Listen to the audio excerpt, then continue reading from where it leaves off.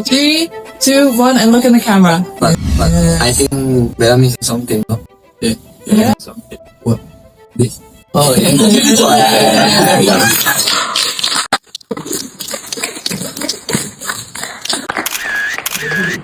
Status baru Veda Pratama sebagai official Red Bull athlete adalah sebuah lompatan raksasa loh. Ini bukan sekedar stiker di helm. Ini adalah perbedaan antara memakai seragam sekolah versus mendapat beasiswa eksklusif seumur hidup. Hari ini di episode pertama dari trilogi series khusus membahas sepeda The Athlete Red Bull di MotoGP IT ini. Kita akan bedah fakta brutalnya. Kenapa kontrak ini adalah golden ticket yang mengubah nasib Veda dari sekedar pembalap berbakat Indonesia menjadi aset masa depan global. Siapkan kopi kalian, kita masuk ke analisisnya. Yuk, kita mulai.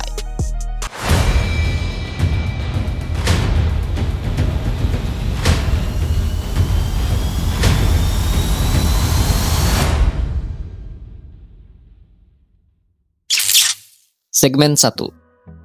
The Kasta System. Oke, mari kita bicara jujur dulu. Di dunia balap, tidak semua logo banteng merah itu diciptakan setara loh. Ada kastanya dan juga ada stratanya. Menariknya, Veda baru saja naik ke kasta tertinggi itu. Kasta para dewa, personal sponsorship. Mari kita bedah dulu masa lalu. Saat Veda balapan di Red Bull Rookies Cup, logo Red Bull di dada dan motornya itu adalah event sponsorship. Itu seperti seragam. Semua pembalap di sana, dari yang juara 1 sampai yang finish terakhir, wajib pakai logo itu. Itu ketika Veda keluar dari Rookies Cup, logo itu seharusnya hilang. Selesai, hubungan putus tuh.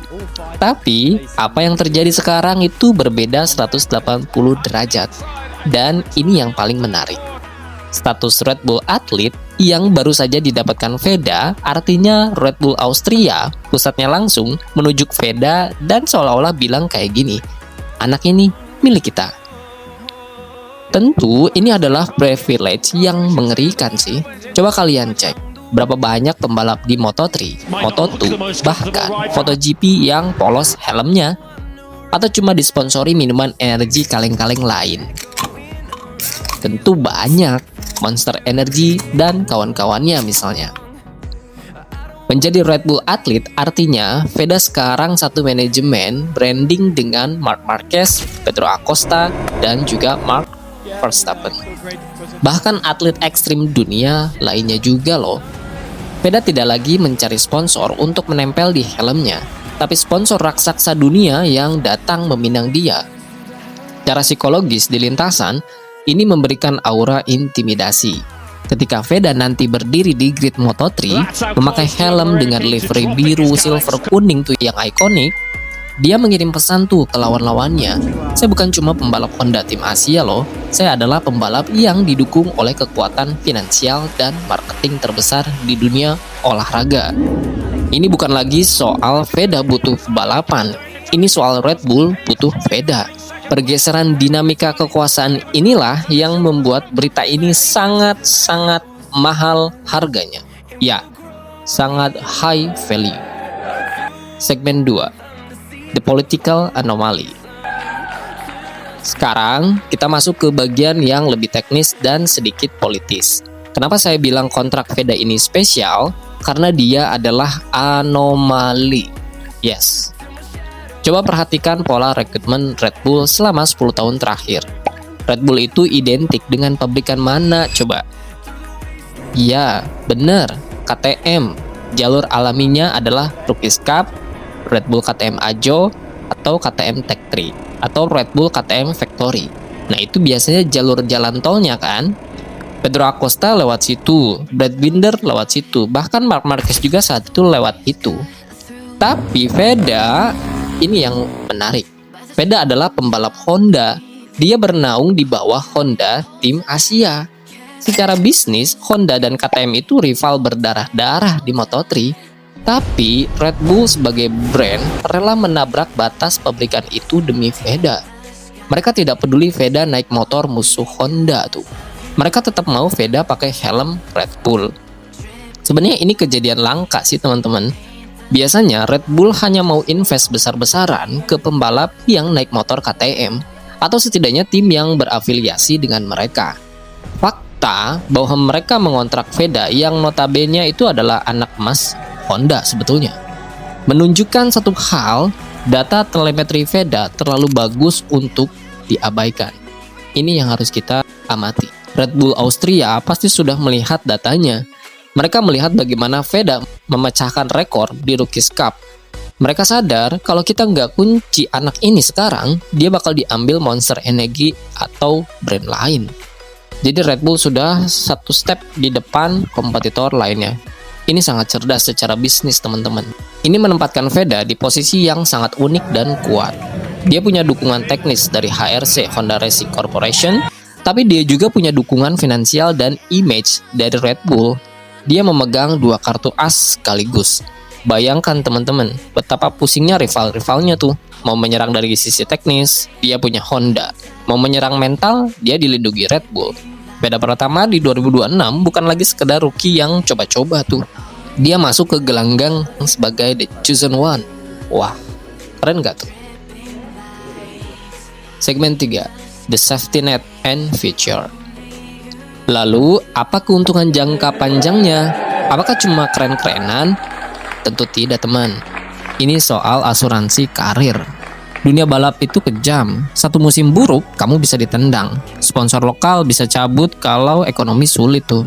Tim bisa bangkrut. Tapi Red Bull, mereka adalah jaring pengaman terbaik. Lihat kasus Jack Miller. Saat dia terombang-ambing, siapa yang menyelamatkan karirnya berkali-kali? Koneksi di Red Bull tentunya.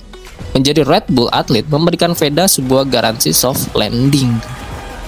Skenario terburuk, amit-amit, misalnya proyek Honda tim Asia di masa depan goyah, atau motor Honda sedang tidak kompetitif, seperti yang terjadi di MotoGP sekarang, ada kenaikan konsensi menjadi konsensi C, Veda tidak akan mati kutu tuh. Dia punya label Red Bull di jidatnya tuh.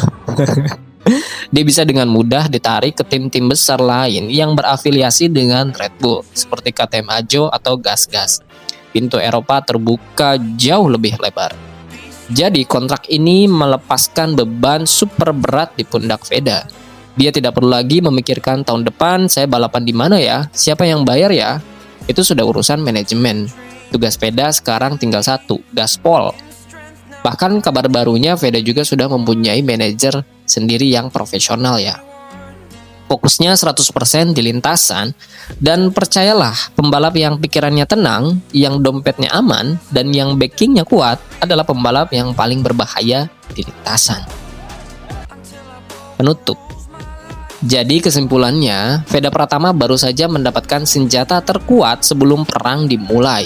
Status Red Bull atlet adalah pengakuan dunia bahwa dia bukan jago kandang, dia adalah aset global. Tapi tunggu dulu, menjadi atlet Red Bull itu bukan cuma helm bagus dan uang kontrak. Ada satu lagi rahasia yang lebih gila. Tahukah kalian, setiap atlet Red Bull punya akses ke fasilitas laboratorium rahasia di Austria yang bisa membedah otak dan otot manusia sampai ke level sel. Fasilitasnya yang konon bisa membuat pembalap biasa jadi monster yang tidak kenal lelah. Dan saat itu Marc Marquez mendapatkan fasilitas itu ketika dia mengalami cedera yang panjang ketika di HRC Honda. Di episode 2 nanti, kita akan bongkar apa itu Red Bull APC atau Athlete Performance Center. Kita akan lihat siksaan apa yang bakal dijalani Veda di sana untuk mempersiapkan fisiknya. Pastikan kalian sudah subscribe dan nyalakan loncengnya ya, karena pembahasan nanti bakal penuh dengan data science yang bikin geleng-geleng kepala. See you in the next video.